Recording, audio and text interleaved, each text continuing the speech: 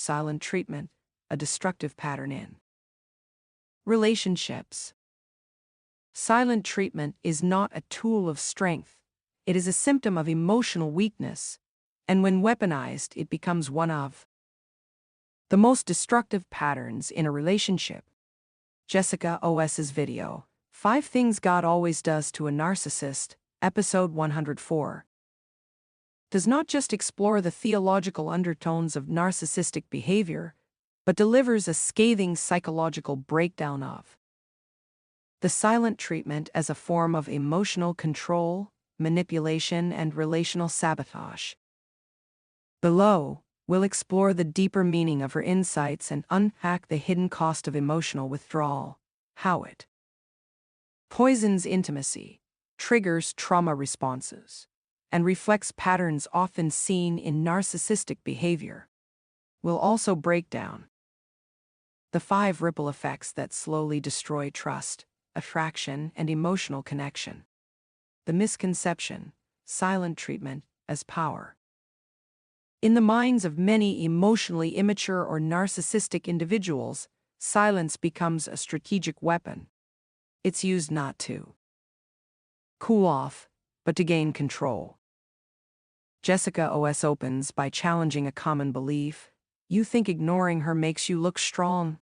The truth? It doesn't make you strong. It makes her stop caring. Silent treatment is not space. It's punishment.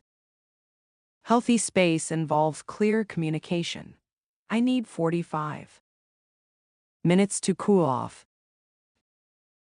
Silent treatment is emotional abandonment. No explanation, no return time, and active avoidance, often while remaining available to others. This confusion often stems from childhood conditioning, emotional flooding, or a fear of vulnerability.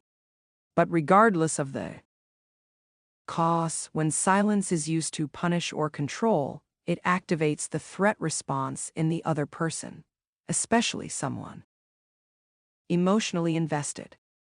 The psychological fallout of silent treatment. Jessica outlines 3 levels of emotional withdrawal. Cool-off window. Healthy and respectful. You communicate your need for time and return when promised. Tactical retreat. A gray area. You grow distant but don't explain. The silence breeds insecurity and anxiety. Weaponized silence. Toxic.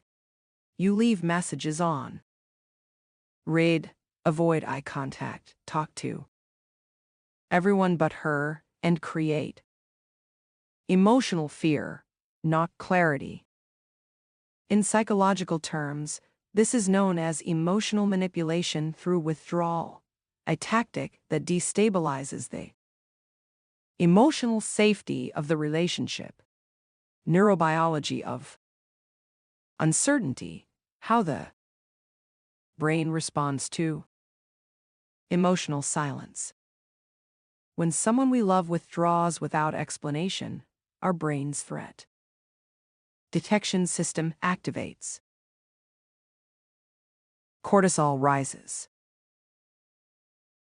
Anxiety spikes. The bond begins to feel unsafe. Humans are wired for connection and unpredictability in relationships. Especially during conflict, triggers attachment insecurity. This can lead to anxious pursuit, chasing, or the opposite, emotional shutdown and detachment. 5 deadly ripple effects of silent treatment. Jessica powerfully unpacks what she calls the 5 relationship killers that the silent treatment unleashes. These effects mirror what happens in emotionally abusive or narcissistic dynamics. 1. Trust collapses. When responses become unpredictable, your partner starts to feel unsafe. Trust, once Broken raises the cost of every interaction. Physical affection, conversations, sex even. Making future plans becomes strained. 2. Emotional leakage begins. If your partner feels punished every time she opens up, she will stop turning to you. She'll confide in friends, exes, co-workers, anyone who listens without punishment. This emotional outsourcing is often the first stage of emotional infidelity. 3. Conflict avoidance becomes the culture. Rather than resolving issues, both parties hide. Then, this leads to simmering resentment, fake peace, and emotional dishonesty. The home becomes tense, not healing. 4. Emotional intimacy shrinks. When she no longer feels safe expressing her thoughts, emotional connection fades. Conversations become transactional. The couple morphs into roommates with occasional intimacy, but no depth.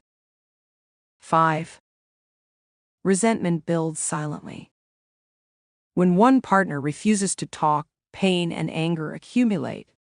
One day, she walks out and the other is stunned. But the truth is, she left silently. While you were silent, God and the narcissist, a spiritual consequence. While Jessica OS doesn't preach directly, the title suggests divine accountability for narcissistic behavior. In many spiritual traditions, especially Christian ones, God resists the proud but gives grace to the humble. Here's how divine justice often plays out. The narcissist isolates themselves through prideful silence. Relationships deteriorate not from one big event, but through repeated disregard. Eventually, the silence they use to punish others becomes their prison.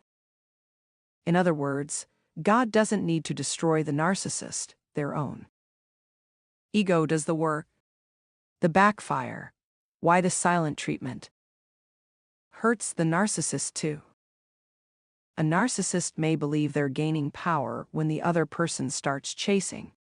But long term, they condition themselves to only feel wanted when their partner is anxious. They begin to lose respect for the one who always begs to reconnect. They damage their own capacity for deep attachment and kill genuine desire. Eventually, this pattern leaves them emotionally addicted to drama, but incapable of love. The solution: tap in, a mature alternative to silent treatment. Jessica OS introduces a practical system for men who want to replace emotional shutdown with emotional leadership. It's called Tap In. 1. Tell what's happening. I'm upset. I don't want to say something I'll regret. 2. Acknowledge the relationship. You matter. I want to handle this right. 3. Pause intentionally. I need 45 minutes to clear my head. 4. I intend to resolve. Let's talk after I cool off. I want to understand. 5. And name the next contact point. I'll call you at 8:00 p.m. This approach preserves dignity, maintains connection, and builds respect and trust instead of fear. Conclusion: silence starves, communication heals. Love doesn't die because of disagreements. It dies when those disagreements never get voiced. Silent treatment is not maturity, it's emotional starvation. It creates a toxic loop of fear, anxiety, and ego games.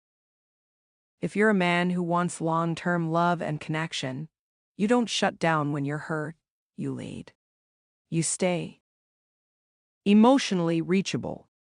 You choose clarity over control. And if you've used silent treatment as a weapon in the past, this isn't about shame. It's about growth. God humbles the narcissist not with lightning, but with the loneliness they created for themselves.